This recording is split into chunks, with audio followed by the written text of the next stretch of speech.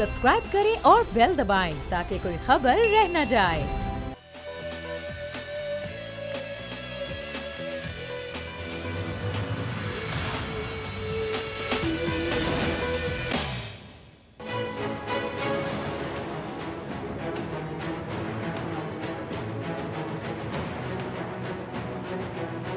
जो आज मईशत पे साइंसदान बन के तबसरे कर रहे हैं, मैं उनसे पूछना चाहती हूँ कि जिन्होंने इस मुल्क की मईशत को लहूलुहान किया, 21,000 अरब का कर्जा लाद के आपके कंधों पे चले गए, आज वो पूछ रहे हैं कि डॉलर फ्लक्चुएट कर रहा है और हुकूमत की तरफ उंगलियां उठा रहे हैं।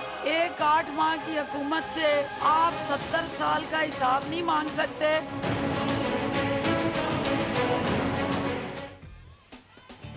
अस्सलामुअलैकुम। प्रोग्राम में मैं सुमैया रिजवान आपको खुशामदीद कहती हूँ, लेकिन प्रोग्राम का बाकायदा आगाज़ करने से पहले आपको लिए चलेंगे इस वक्त सिंध असम्बली, जहाँ पर इजलास एक बार फिर शोर शराबे की नज़र हो गया है। वहाँ पर अभी क्या सूरत हाल है, क्यों हंगामा यहाँ पर हुआ, जानेंगे हमारे नुमाइंदे शाहिद जतोई से। शाहिद, आज भी कुछ हंगामा हुआ है सिंध असम्बली में, क्या सूरत हाल रही है? जी, हंगामा उस वक्त शुरू हुआ जब तवज्जो दिलाओ नोटिस के वक्फा के दौरान सारे तवज्जो दिलाओ नोटिस 5 मिनट में निपटा दिए गए। तवज्जो दिलाओ नोटिस ज़्यादातर अपोजिशन अरकान के थे, वो पेश नहीं कर सके। अपोजिशन लीडर हलीम आदिल शेख ने, जो पीटीआई के पार्लिमानी लीडर भी हैं, वो एड्स के मसले पर बात करना चाह रहे थे ऐवान में।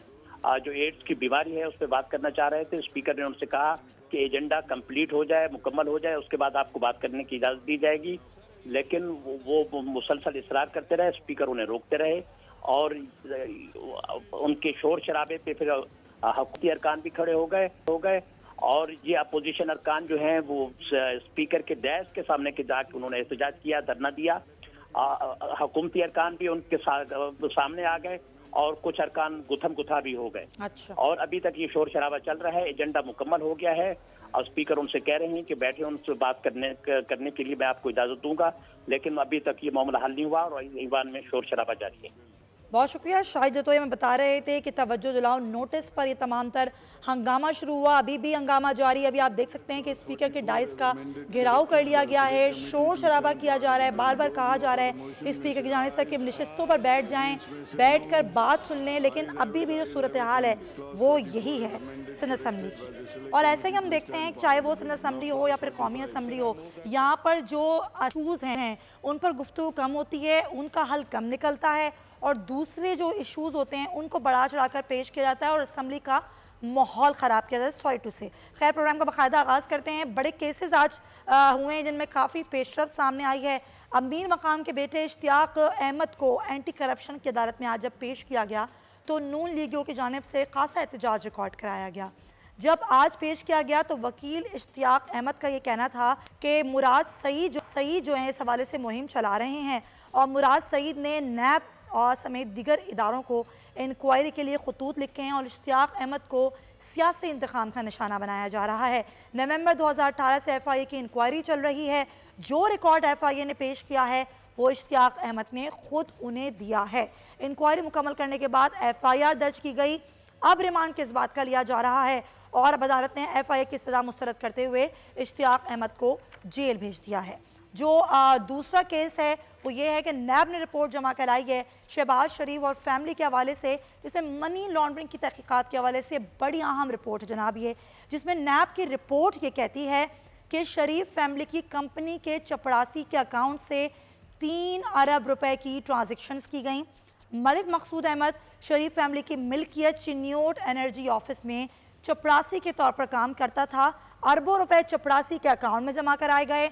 हमजा शहबाज और सलमान शहबाज बेनामी अकाउंट्स पर रकम रखते थे जिसे कैश कराया जाता था और चीफ फाइनेंशियल ऑफिसर के कहने पर डिमांड ड्राफ्ट सलमान शहबाज के अकाउंट में जो है वो ट्रांसफ़र करवाए जाते थे। ये नैब रिपोर्ट का कहना है। रिपोर्ट में जो फ्रंट मैन है फजल दाद अब्बासी, उन्होंने बड़े इंकशाफात किए हैं। शहबाज शरीफ, हमजा शहबाज और सलमान शहबाज ने ख़ती रकम फजल दाद अब्बासी की मुआवनत से बैरून मुल्क भिजवाई है। मसरूर अनवर नामी शख्स ने शहबाज शरीफ के अकाउंट में भारी रकम मुंतकिल की है और शहबाज शरीफ फैमिली के 3 अरब 30 करोड़ रुपए के असास से ज़राए आमदन से मुताबिकत नहीं रखते हैं। शहबाज शरीफ साहब बाहर हैं, कल उन्होंने निजी चैनल को इंटरव्यू भी दिया, उन्होंने बड़ी बात की मईशत पर और बड़े उन्होंने बाउंसर्स दिए हुकूमत पर। उन्होंने ये भी कहा कि हुकूमत मईशत का बुरा हाल कर चुकी है, बजट आने से पहले मैं मुल्क वापस आ जाऊँगा। अब देखना ये कि वो मुल्क वापस आते हैं या नहीं। अलबत्ता जरदारी साहब की भी ज़रा बात कर लेते हैं। तो साबिक़ सदर आसिफ अली जरदारी के खिलाफ नैब तहक़ीक़ात का दायरा वसी कर दिया गया है और नैब का ज़िमनी रेफरेंस दायर करने का भी फैसला सामने आ गया है। नैब ने आसिफ अली जरदारी को ज़िमनी रेफरेंस में मुल्ज़िम नामजद करने का ये फैसला कर लिया है। तमाम तर सूरत हाल इस पर ज़रा बात करेंगे। हमें ज्वाइन कर रही हैं उज़मा कारदार साहिबा, पाकिस्तान तहरीक इंसाफ से MP हैं, आपका बहुत शुक्रिया। और मीर साहब, आप सीनियर तज़ियाकार भी हमें ज्वाइन करें। पहले तो गुफ्तगू का आगाज़ आपसे कर लेते हैं। उज़मा साहिबा, इश्तियाक अहमद पर बड़े आप लोगों पर तनकीद की जा रही है और ये कहा जा रहा है कि हुकूमत की ईमा पर ऐसा हो रहा है कि FIA वालों ने उन्हें गिरफ्तार कर लिया, ये सियासी इंतकाम का निशाना बनाया जा रहा है। आज उनके वकील ने भी कुछ ऐसा ही कहा है, क्या मौक़िफ़ क्या है हुकूमत का इस पर? जी सुमैया, बहुत शुक्रिया आपने मुझे इनवाइट किया। देखें, आपको इनकी चीखें अब सुनाई इसलिए दे रही हैं क्योंकि वो जो इनके जहन में एक उम्मीद थी, एक किरण थी कि हमें किसी तरीके से हमारा जो केस है वो फारिग कर दिया जाएगा या हमें कोई रिलीफ दे दिया जाएगा, तो वो अब खुल के सबके सामने आ गया है कि जो प्राइम मिनिस्टर, क्योंकि नैब उज़मा साहिबा वैसे चीखें तो आपने कहा कि इनकी सुनाई दे रही हैं नैब की, सॉरी टू से अवाम की चीखें भी बहुत निकाल दी हैं आप लोगों ने। देखें, ये अब 70 साल का हिसाब आप 8 महीने में हमसे क्यों ले रहे हैं? 70 साल से तो चीखें निकल रही हैं बेचारे अवाम को, तो इस नहज तक पहुंचाने वाले ही ये सारे जो की प्लेयर्स जो इस वक्त जितने लोग जो नैब के हवाले इस वक्त किए गए हैं, ये सारे कौम के मुल्जिम हैं। इन्होंने ही लूटा है कौम के पैसे को और अब ये उसका हिसाब इनको देना पड़ रहा है। कितना पैसा लूटा वो वापस लाएं आप लोग? चीखें बंद नहीं होंगी।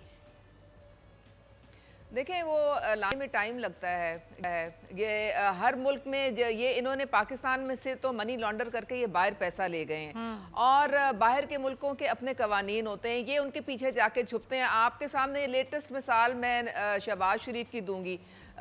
मौसूफ चले गए लंदन, वहाँ अपनी सेहत का बहाना बना के वहाँ सेहत भी एकदम से ठीक हो गई और अब पॉलिटिकल असाइलम ले लिया है। देखें, इनकी जब जायदादें सारी वहाँ पे इंग्लैंड में हैं, बल्कि 22 ममालिक में हैं, तो इनका क्या जाता है? इनका तो they've got nothing at stake. Pakistan चाहे ख़त्म हो, तबाह हो जाए, बर्बाद हो जाए, इनके सारे असासे बाहर हैं और वो वहाँ के जो कवानीन है वहाँ पे सबसे ज़्यादा ये टैक्स भी पे करते हैं। इनको सिर्फ यहाँ प्रॉब्लम पाकिस्तान में होती है कि टैक्स भी नहीं इनसे दिया जाता, इनसे असासे जो हैं वहाँ पे यहाँ पे रखे भी नहीं जाते। तो ये सारी बातें अब खुल के सामने आ रही हैं। अभी आप देखें, ये जो चपरासी, ये 3 अरब 30 करोड़ असासे इनकी आमदन से ज़्यादा का सामने अब खुल के सबूत आ रहे हैं कि किस तरह से ये लोग ये ट्रांजैक्शंस, फेक ट्रांजैक्शंस के थ्रू ये पैसा जाता था और TTs के थ्रू ये दोबारा वापस आता था। तो ये सारा पैसा इनके कोई वालिद साहब तो नहीं दे के गए थे, ये तो टैक्स पेयर का पैसा है जो कि इन्होंने देख लेते हैं ना कितना पैसा रिकवर हो जाता है, क्या होता है, क्या इनके पॉइंट टेकन। उज़मा साहिबा, पॉइंट टेकन। PJ मीर साहब, पैसा लाना तो इतना आसान नहीं होता, टाइम लगता है, लेकिन महंगाई करने बिल्कुल भी टाइम नहीं लगता, क्या कहेंगे? देखें, जो इन्फ्लेशन, PJ मीर साहब, उज़मा साहिबा प्लीज जरा होल्ड। इस पे अगर बात करनी है, जी हाँ जी, इस पे अगर हमने बात करनी है तो इस पे हमने सेंसिबिलिटी की बात करनी है। ये जो हुकूमत है, इसको क्या 6-8 महीने हो गए हैं? क्या ये एक जब हुकूमत आती है और पर्टिकुलरली हमारे जैसे माशरे में और एनवायरनमेंट में, तो सुमैया यहाँ जो टेक ओवर करता है उसको बड़ी दुश्वारियाँ पेश आती हैं। आगे आप एडजस्ट नहीं करते, आपको तो मेरे ख्याल 4-5 महीने देखने में लगता है कि हम इनहेरिट क्या कर रहे हैं। तो बाय द टाइम आप इधर आते हैं, बिल्कुल हुकूमत पे तनकीद होती है और हुकूमत को तनकीद लेनी चाहिए, लेकिन साथ साथ मैं ये कहता हूँ हुकूमत के जो नुमाइंदे हैं इनको बताना चाहिए कि भाई ये वाइट पेपर है, ये हमें छोड़ के गए हैं, ये हम कोशिश कर रहे हैं इसको ठीक करने की। अब ये बिल्कुल आई एग्री विद उज़मा कि यार 70 साल का तुम जो बोझ है रिगार्डलेस ऑफ एनीथिंग आप एक उस हुकूमत पर डाल रहे हो जो कि अभी अपने पैर संभाल रही है। तो अगर आपने इस तरह ही चलना है और साथ कहना है कि लूली लंगड़ी जमहूरियत भी अच्छी है, साथ कहना है कि हमने इस जमहूरियत को आगे लेके भी चलना है, तो इस तरह जमहूरियत नहीं चलती। जमहूरियत चलती है जब अपोजिशन तनकीद बराए तनकीद ना करे, बट तनकीद बराए तामीर करे। यहाँ तो तामीर की बात ही कोई नहीं है। यहाँ नहीं जी वो इमरान गंदा है, नहीं जी फलाना गंदा है। लेकिन पीजे मिर्जा मुझे अभी बताइए कि IMF से जो शराइत तय की है वो अपोजिशन ने तो नहीं की ना, वो तो हुकूमत ने की है, और वो इतनी कड़ी हैं कि जिसका खुमियाजा अभी से भुगतना शुरू हो गए हैं। देखें सुमैया, ये जो आप कह रही हैं कि जो ये IMF, whether it is PMLN, whether it is PPP और whether it was general Musharraf, और टुडे IMF से जो भी लोन लेगा उसकी कंडीशंस उसने पूरी करनी है। IMF पाकिस्तान का पैसा नहीं है, पाकिस्तान भी कंट्रीब्यूट करता रहा है इसके अंदर। अब द क्वेश्चन अराइजेस कि ये एक वाहिद एक महकमा है कि जिसमें सबसे लोएस्ट रेट से आपको ये इसमें आपको इंटरेस्ट पड़ता है, लेकिन यहाँ जो कंडीशंस हैं, अब आप मुझे बताएं कि यहाँ अगर आप लोन आपको मिलता है, या डेवलपमेंट करो या आप स्टेबलाइज करो। ये हुकूमत स्टेबलाइज करने की कोशिश करेगी रादर डेवलपमेंट की तरफ से, लेकिन अवाम उठ के कहेगी ओ जी हमारे लिए क्या किया है। मैं कोई हुकूमत का नुमाइंदा नहीं हूँ, ना मैं ऑपोजिशन का नुमाइंदा हूँ, मैं एक पाकिस्तानी हूँ जो कि एनालाइज करता हूँ कि हम कर रहे हैं। अभी आपने रिपोर्ट से पहले ये सिंध असेंबली का दिखाया, ये तो इस तरह है कि डे नर्सरी में बच्चे आए हुए हैं, इनके पास कोई काम नहीं है, तो स्पीकर का घेराव करके बेड़ागर कर दो। और यार इस तरह हुकूमतें नहीं चलती हैं। ये इसी तरह मैं आपको कहूँगा कि ना ही असेंबली चलती हैं, और आज असेंबली का नहीं, पाकिस्तान के टैक्स पेयर का जो टाइम है वो वेस्ट किया गया है। इसका कौन जिम्मेदार है? मुझे बताएं ना। रोजों में वैसे आपका टाइम कम है। बिल्कुल, नेशनल असेंबली में भी हम यही देखते हैं, प्रोविजनल असेंबली में हम यही देखते हैं। चलें ठीक है, पॉइंट आपका आ गया है, लेकिन जरा जब मईशत की हम जरा बात कर लें तो मईशत का तो अभी फिलहाल बुरा हाल। डॉलर पड़ लगा कर उड़ रहा है, डॉलर को कंट्रोल करने में हुकूमत नाकाम है क्योंकि स्टेट बैंक को खुद मुख्तार कर दिया गया है। कुछ खुद हम्माद अजहर साहब ये कहते हैं कि क्योंकि ये काम हुकूमत का नहीं है, क्योंकि डॉलर को अब स्टेट बैंक कंट्रोल कर रहा है। आज डॉलर में एक बार फिर इजाफा देखने में आया, 3 रुपए इजाफे के बाद अब डॉलर 150 रुपए पर ट्रेड कर रहा है। और अगर हम स्टॉक एक्सचेंज की बात करें तो स्टॉक एक्सचेंज में भी आज शदीद मंदी देखी गई।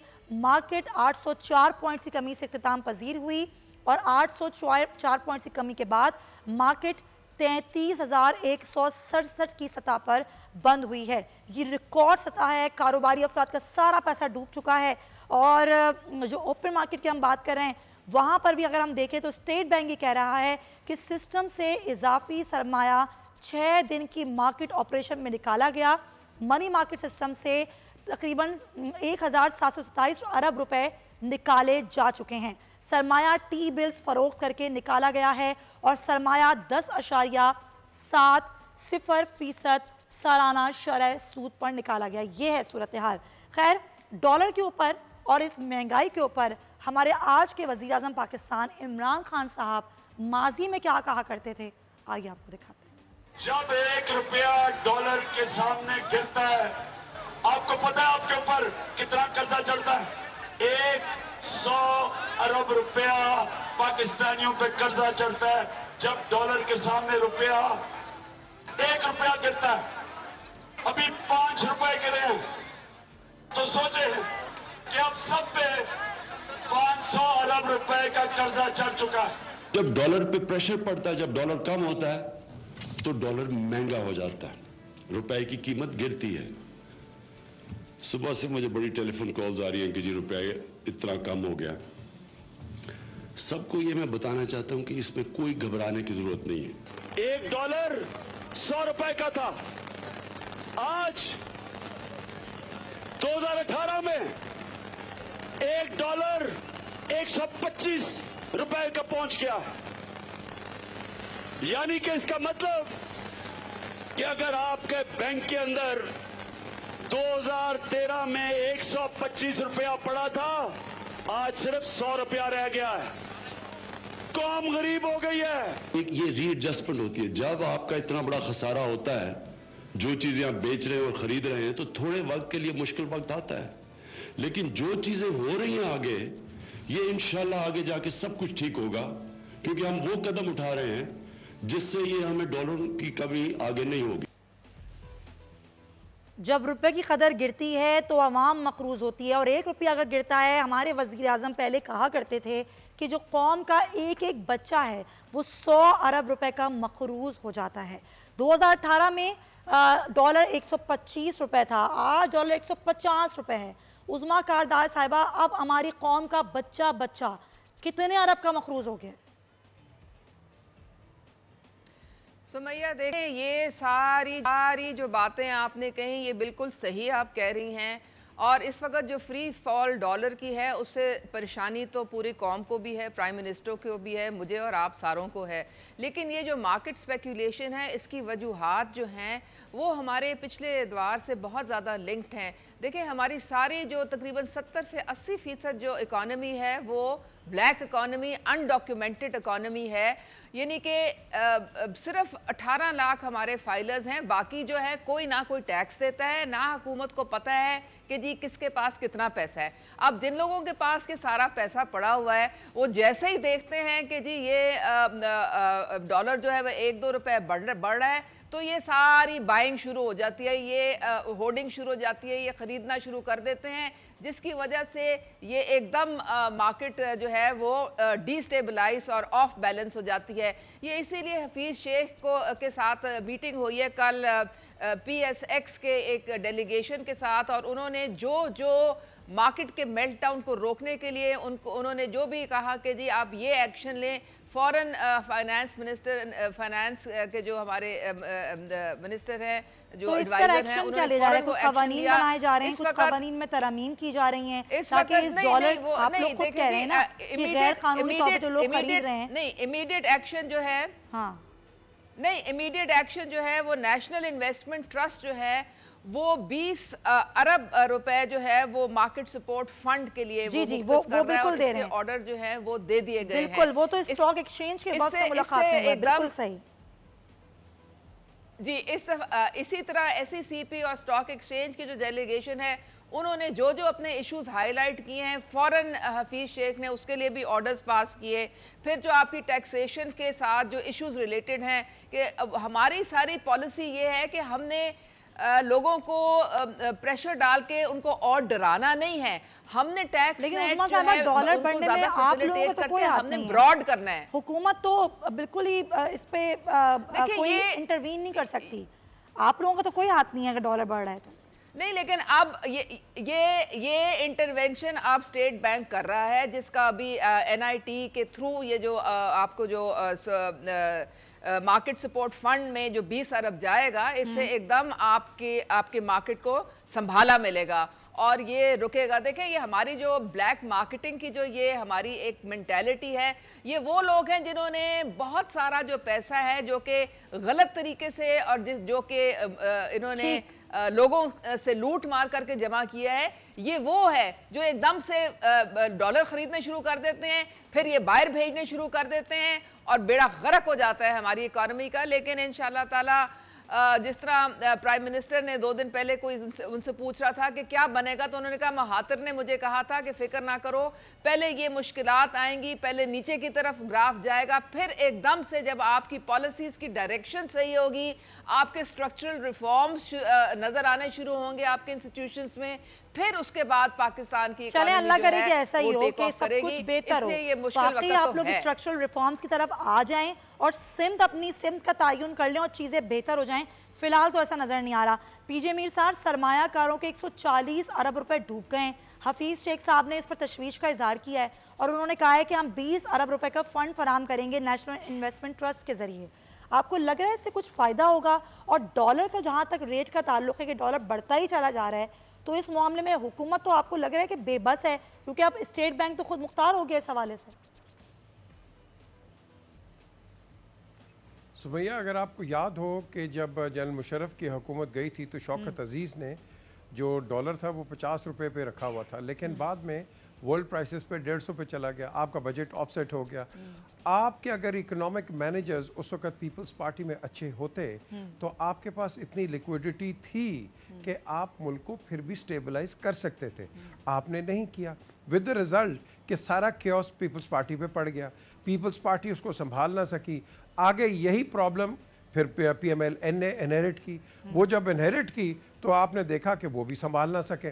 अब द क्वेश्चन अराइजेज, यही मैं कहता हूं कि भाई अगर आज आप तनकीद कर रहे हो, वो तनकीद ना करो कि जिसमें आगे आपको प्रॉब्लम आए।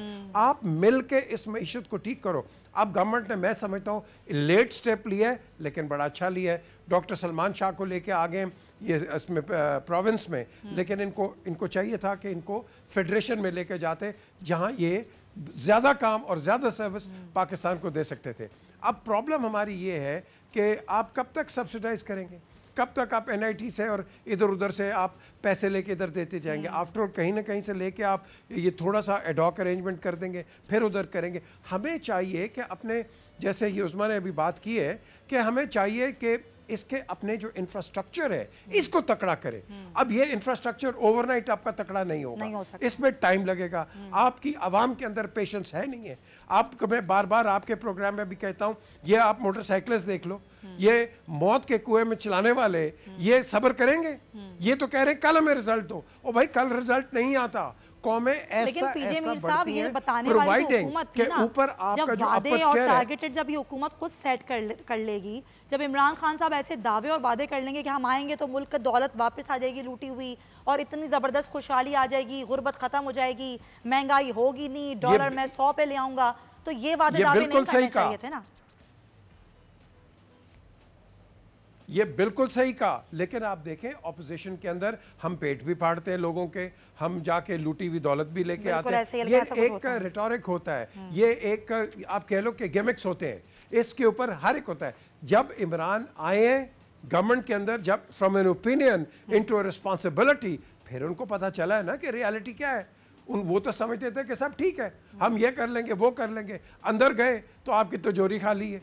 तो ये at the end of the day, ना नवाज शरीफ ने, ना इमरान ने, ना जरदारी ने, इन्होंने अपनी जेबों से पैसा नहीं देना, इन्होंने अपने इंफ्रास्ट्रक्चर को ठीक करना। आप यहाँ इस मुल्क के अंदर टैक्स देने के लिए तैयार नहीं है। गवर्नमेंट कहाँ से चलती है?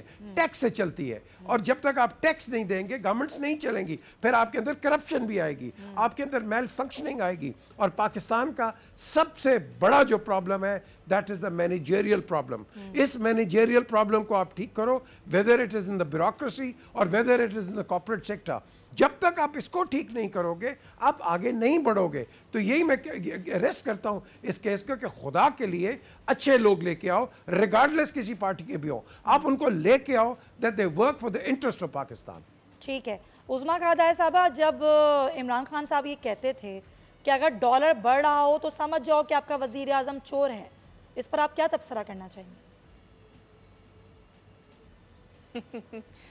देखें सुमैया, पहले सालों में और आपके आज के जो हुकूमत है और आपके जो आज के प्राइम मिनिस्टर हैं, इनमें ज़मीन आसमान का फ़र्क है। प्राइम मिनिस्टर इमरान खान जो हैं, अभी जो पीछे गैलप सर्वे हुआ है, अभी भी लोगों को उनमें कॉन्फिडेंस है, क्योंकि उनको पता है कि ये ईमानदार हैं, इनका अपना ज़ाती एजेंडा नहीं है। इन्होंने ये पाकिस्तान का पैसा जो है वो अपने जेब भरने के लिए नहीं इस्तेमाल करना। दिखा के हम भी थक गए हैं, आप लोग भी सुन के थक गए होंगे। अब शायद आप लोगों को भी अफसोस होता होगा खान साहब ने सब कुछ क्यों कह दिया। सुमैया, आप इंतजार करें, क्योंकि 5 साल का मैंडेट जो है कौम ने प्राइम मिनिस्टर को दिया है। अगर 5 साल गुजरने के बाद कोई आपको बेहतरी पाकिस्तान की या डायरेक्शन सही ना नजर आई तो फिर हम जिम्मेदार हैं। लेकिन अभी प्लीज आप थोड़ा सा हमारे साथ हमें सपोर्ट करें और हमारे साथ देखें। कौम को फीडर दे के, सब्सिडीज दे के इन्होंने सुलाया हुआ था। अब कौम को जागना पड़ेगा, अब कौम को वो बर्दाश्त करना पड़ेगा जो कि ये गंद छोड़ के गए। आपको लग रहा है कौम बर्दाश्त करेगी? जितनी महंगाई हो गई है, हमारा ईद के बाद ऐसा ना हो आवाम आप लोगों के खिलाफ ही धरना दे दे सड़कों पर, फिर क्या करेंगे आप लोग? देखें, आप महंगाई को भी एक कॉन्टेक्स्ट में देखें। पहले 8 महीने पीपल्स पार्टी के जो इन्फ्लेशन थी वो 20% थी। पहले 8 महीने जो नून लीग की इन्फ्लेशन थी वो 8% थी। हमारी जो है पहले 8 महीने में 6.8% है। तो आप कंपेयर करें हमारे पहले 8 महीने और इन लोगों के पहले 8 महीने। लेकिन हमारी देखें, हमने सारा नॉन डेवलपमेंट जो एक्सपेंडिचर है उसको कट डाउन कर दिया है। सिर्फ खाली पंजाब में 140 अरब जो है हमने नॉन डेवलपमेंट। अच्छा, आपको पता है ना आप लोगों पर तनकीद क्यों होती है? मालूम है ना आपको क्यों होती है तनकीद? देखें आप सुमैया, आप खुद ही मुझे आप बताएं, नया पाकिस्तान तो बनाने का वादा तो आप लोगों ने किया था। 19 दफा गए, आप बताएं, देखें आप बताएं, नया पाकिस्तान बनाने का वादा किसने किया? इन्होंने जो सब्सिडी जो आटे पे थी, खाली उसमें इन्होंने जो है 8 अरब की करप्शन उसमें आई है। इन्होंने लोगों को थोड़े थोड़ी सब्सिडीज दी, मेट्रो पे सब्सिडी, फलाने पे सब्सिडी, और कई अरबा रुपए जो है वो उसकी मद में इन्होंने करप्शन में मनी लॉन्डर करके उज़मा कारदार साहिबा, लोगों को कुछ नहीं मिल रहा है। यूटिलिटी स्टोर्स पर आज भी 10 किलो का जो आटे का थैला है ना, आपकी इतलात के लिए मैं आपको बता देती हूँ, महंगा बिक रहा है। आवाम किसके पास जाएं? क्या आपको ये बात पता है कि आपने अपने इलाकों का दौरा किया है? इस पर जरा बात करेंगे इस ब्रेक के बाद। आके स्टे विद अस।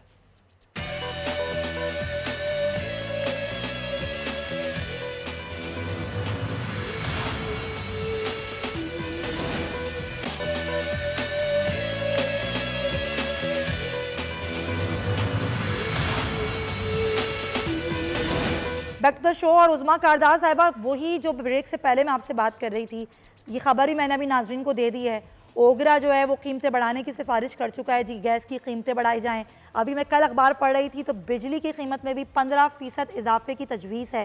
फिर आज जो मैंने अभी आपसे बात की, आपके ही शहर में जो आटे का थैला है, वही सब्सिडी की बात पर मैं बात कर रही हूँ, 15 रुपये इसको महंगा करके बेचा जा रहा है। क्या आपको इस बात का इल्म है?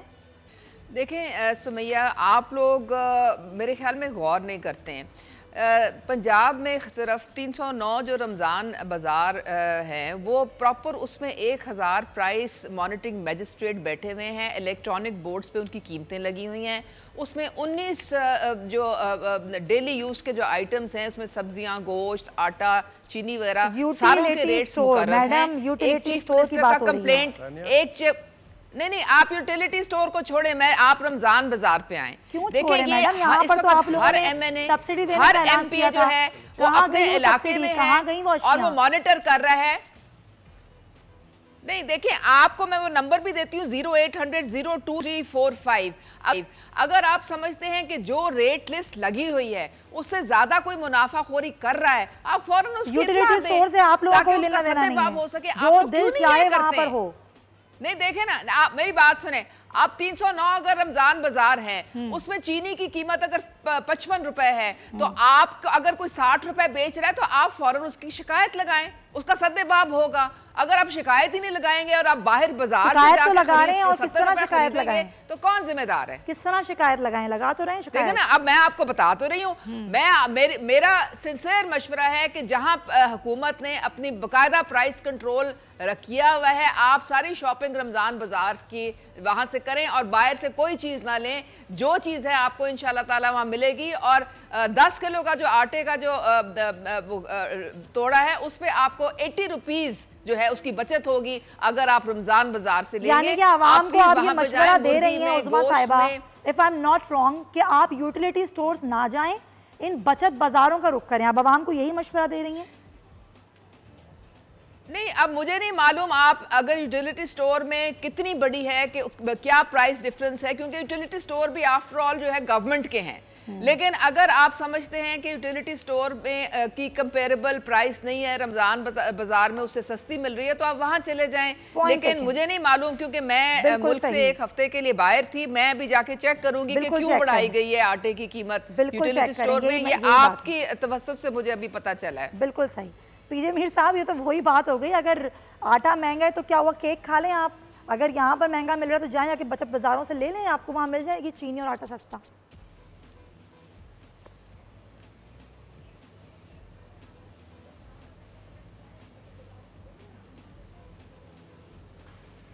सुमैया, मैं हमेशा ये कहता रहा हूँ, आप छोड़े रमज़ान को हम सारे वो 11 महीने के जो गुनाह 1 महीने में उसको ड्राई क्लीन करते हैं। हम बहुत बड़े मुनाफिक हैं यहाँ। मैं आपको बताऊँ कि आपने यहाँ एक चीज़ को देखना है कि ये जो अभी जो उज़मा बात करी, ये हमें 12 महीने करना है जी। 1 महीने का रिलीफ आवाम को नहीं चाहिए, हमें 12 महीने चाहिए। क्यों आटा 1 महीने में सस्ता कर दें और 11 महीने में महंगा कर दें? That doesn't work.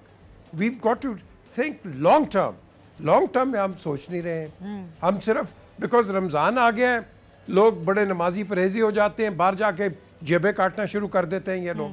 आपको चाहिए कि अक्रॉस द बोर्ड 12 महीने मार्केट रेगुलेटर्स लेके आए, कंज्यूमर प्रोटेक्शन करें। जब तक आप ये चीज़ें नहीं करेंगे, आपके सामने यही प्रॉब्लम आप कब मुझे बताएं ना, आप किस महीने में आवाम की बात करते हैं? सिर्फ रमज़ान के अंदर कि जी रमज़ान के अंदर चीज़ें सस्ती हो जाए? नो, आपने हर महीने ये बात करनी है ताकि आपकी मार्केट स्टेबल हो। आपके अंदर मार्केट रेगुलेटर है कोई नहीं है। एक दुकान में 50 रुपए का है, दूसरी दुकान में 25 का है, एक में 100 का है, दूसरे में 400 का है। प्राइस कंट्रोल करने में नाकाम है ना, मार्केट सारी रेगुलेटर्स कमेटियां को नाकाम फाइन है, करो, ये जो होर्डिंग को भी बंद कराओ और फाइन करो उन लोगों को जो कि एक होर्डिंग कर रहे हैं और मिसयूज प्राइस का कर रहे हैं। हम लगा देते हैं आके जी हमने कंट्रोल कर दिया, ये कर दिया। हर हुकूमत ये करती है। We don't need to do that, we need to have this on a permanent basis ताकि आवाम को एक्चुअल रिलीफ मिले, रादर कि 30 दिन का ये रिलीफ मिले। ये इस तरह काम नहीं चलता। बात तो आपने बिल्कुल सही कही है, आप बिल्कुल ठीक कह रहे हैं, लेकिन आप मुझे बताएं ना, यहाँ पर तो प्राइस कंट्रोल करने में नाकाम है, कमेटियाँ नाकाम हैं, हुकूमत कुछ नहीं कर पाती, जो गिरा फरोश हैं वो सरगर्म हो जाते हैं। इस बाप मुकद्दस महीने में भी गिरा फरोश सरगर्म होते हैं। आप तो ये देखिए ना कि यहाँ पर ना डॉलर कंट्रोल कर पा रही है हुकूमत, ना सोने की कीमत कंट्रोल कर पा रही है, ना पेट्रोल की कीमत, ना बिजली की कीमत। तो यहाँ पर ये छोटी छोटी अशिया की कीमत कैसे कंट्रोल होगी?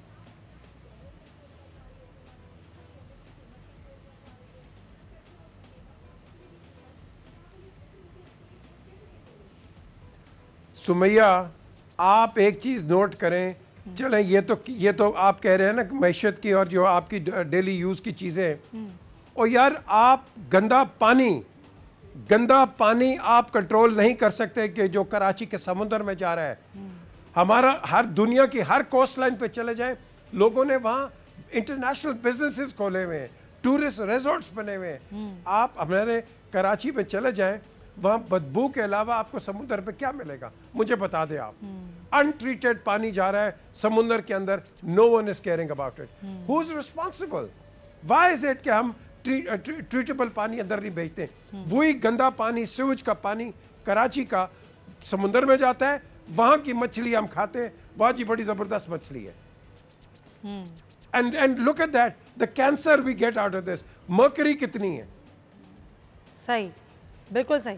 उज़मा कारदार साहिबा, ये अभी अभी मेरे पास खबर है, अभी की बिल्कुल ताज़ा खबर है कि अब जो ओपन मार्केट में डॉलर है ना, वो मज़ीद महंगा, अब 4 रुपये का उसमें इजाफा हुआ है, अब 151 रुपये पर पहुंच गया है डॉलर। 2 रोज़ में ओपन मार्केट में उज़मा साहिबा डॉलर 7 रुपये महंगा हुआ है। इतनी बेकदरी है हमारी करेंसी की, हमारे रुपए की, जिसकी कोई हद नहीं है। क्या हो क्या रहा है? हुकूमत इस रुपए की कदर को जो खो रही है मुसलसल, क्या उसको कंट्रोल कर सकेगी? क्या हुकूमत के इख्तियार में कुछ है या नहीं है? सुमैया, इस वक्त पूरी जो जितनी भी हमारी एनर्जी है और प्राइम मिनिस्टर की और हमारी पूरी, आपने देखा है कि पूरी इकोनॉमिक टीम जो है उसको चेंज किया गया है। पूरी एनर्जी हमारी इस तरफ लगी हुई है कि किसी तरीके से हम संभाला दें इस तबाहशुदा इकॉनमी को। और आज भी वो मैंने आपको पूरी डिटेल बताई थी। आप यकीन करें कि ये इस वक्त जो हो रहा है, ये इसको हर तरीके से रोकने की जो काविश है वो हुकूमत कर रही है। और वो जो 20 अरब इंशाल्लाह जब आएगा मार्केट में, तो ये खुद जो है डॉलर वापस आएगा और इसको थोड़ा सा 20 अरब मार्केट में आने से डॉलर वापस आ जाएगा। ये 20 अरब काफी होगा उज़मा साहिबा? आएगा इंशाल्लाह, आएगा, बिल्कुल आएगा, क्योंकि बिल्कुल आएगा। और फिर जब थोड़ा सा डॉलर की कीमत कम होगी, मुझे बताएं ना, तो वो मुनाफा 140 अरब रुपए डूब गया स्टॉक मार्केट में, डॉलर खरीदे ये 20 अरब रुपए क्या कर लेगा? ये तो छोटी सी रकम है 140 अरब रुपए के मुकाबले में। ये 20 अरब कर क्या लेगा? नहीं, लेकिन इससे आपका जो स्टेट बैंक की मॉनिटरिंग और कंट्रोल जरा बढ़ जाएगा, और जो मार्केट जो मेल्ट डाउन हो रही है इस वक्त वो रुक जाएगी। नहीं, मुझे आप बता दें, एक रोज में अगर 140 अरब रुपए सरमायाकारों का डूब जाता है तो रिलीफ क्या मिलेगा उनको? क्या रिलीफ मिल रहा है इससे? स्टॉक मार्केट तो सुमैया आपको पता है ये ऊपर नीचे होती रहती है। इंशाल्लाह अगर ये नीचे मतलब जिस तरह से नीचे को आपने ट्रेंड देखा है, तो इसका ये ऊपर को भी कल को ट्रेंड आ जाएगा। ऐसी कोई बात नहीं है, वही बात हो गई, कोई बात ही नहीं है, ये अप्स एंड डाउन्स होते रहते हैं। इसका मतलब ये नहीं है कि ये ऊपर नहीं जाएगी दोबारा इंशाल्लाह ताला। अगले कुछ 4-5 रोज में देखेंगे कि ये बेहतर हो जाएगी। उज़मा साहिबा सब कुछ अच्छा हो जाएगा, सब ठीक है, घबराएं नहीं हम, लेकिन बदतरीन नुकसान हुआ है, बदतरीन मंदी हुई है, सरमायाकारों का सारा पैसा डूब चुका है, सरमायाकार परेशान है, वो कैसे पैसा लगाएगा अपना? सबके साथ ये देखें, जो आपकी सबकी जो हफीज शेख हैं, उनकी SECP के जितने डेलीगेशन हैं, टैक्सेशन के सबके साथ मुलाकात हुई है और उन्होंने जो अहकामात उन्होंने कहा था और उन्होंने कहा था कि आप ये इसका ऑर्डर दें। फौरन हफीज शेख ने उन सब चीज़ों का सद्देबाब करने के लिए फौरन इंस्ट्रक्शंस दिए हैं कि आप इनके मुताबिक जो इनके इश्यूज हैं उनको फौरन से पेशतर जो है उसको एक्शन लिया जाए और उसको रिजॉल्व किया जाए। तो इंशाल्लाह ताला आप अगले 4-5 दिन में देखेंगे कि काफी हद तक बेहतरी आ जाएगी। 4-5 दिन में आप कह रही हैं बेहतरी आएगी। पीजे मीर साहब, इन 4-5 रोज में तो 7 रुपए महंगा हो गया डॉलर, ये 20 अरब आएंगे, सरमायाकार परेशान है और उसका जो पैसा है 2 रोज में, माफ कीजिएगा 2 रोज में 7 रुपए महंगा हो चुका है। इतनी मंदी स्टॉक मार्केट में 140 रुपए का अरब रुपए डूब जाना, 7 रुपए 2 रोज में महंगा हो जाना, सरमायाकार का एतमाद कैसे बहाल होगा पीजे मीर साहब? देखें, इसको हम कहते हैं मिसमैनेजमेंट, लेकिन मिसमैनेजमेंट आप इस गवर्नमेंट पे ब्लेम नहीं डाल सकते। ये एक ऑनगोइंग एनिग्मा है। आपने देखना है कि जून के अंदर जो आगे आपके पास बजट आएगा, मैं सुमैया कम से कम 15-20 साल हो गए ये मैं हर फाइनेंस मिनिस्टर को कहा है, और यार अपने बजट बनाने से पहले ये जो आपके बिजनेसमैन हैं आप इनसे मशवरा करो। आपके कराची भरा हुआ है जो इंटेलेक्चुअल्स हैं, मल्टी मिलियनर्स हैं, और भाई इनसे आप कुछ इनकी राय लो, इनसे पूछो कि मार्केट में क्या है, मार्केट के ट्रेंड्स क्या हैं, और मार्केट से आप एक सोल्यूशन निकालो। ये बजट बना देते हैं आके, किसी को झंडे की गाड़ी होती है, बजट बना दिया, बाद में स्टैंडिंग कमेटीज में डाल के बजट डिस्कस हो रहा है। पहले पाकिस्तान के जो टॉप बिजनेसमैन हैं, सक्सेसफुल बिजनेस, आप उनसे कंसल्टेंसी करो। ये एक ही बैठा है इधर, ये कई और लोग इधर बैठे हुए हैं जो कि आपकी मदद करते हैं और करना चाहते हैं और करेंगे, लेकिन ये उस वक्त करेंगे कोई इनसे पूछे भी तो सही। इनको आप पूछते हो जब गाड़ी से सारे एप्पल्स आपके गिर जाते हैं। क्विकली बता दें कि कितना खतरनाक होगा आने वाला बजट मुमकिन सूरत हाल को देखते हुए। क्विकली सर, ये बजट देखें, कोई भी बजट होगा अवाम से खुश नहीं होती है। एक, आपने अगर इस बजट को ठीक करना है, जो कि मैं अभी कह रहा हूं और बार बार कह रहा हूं कि आपकी जो बिजनेस कम्युनिटी है, आप इसको कॉन्फिडेंस मिले, इनको कहें कि आए हमें बताएं कि हम आगे बजट कैसे लेके जाएं।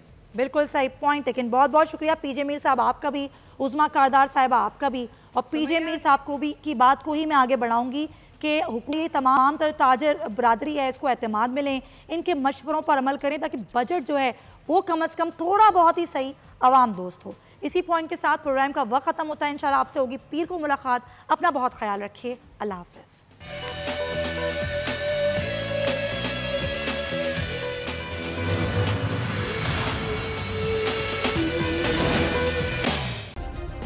सब्सक्राइब करें और बेल दबाएं ताकि कोई खबर रह न जाए।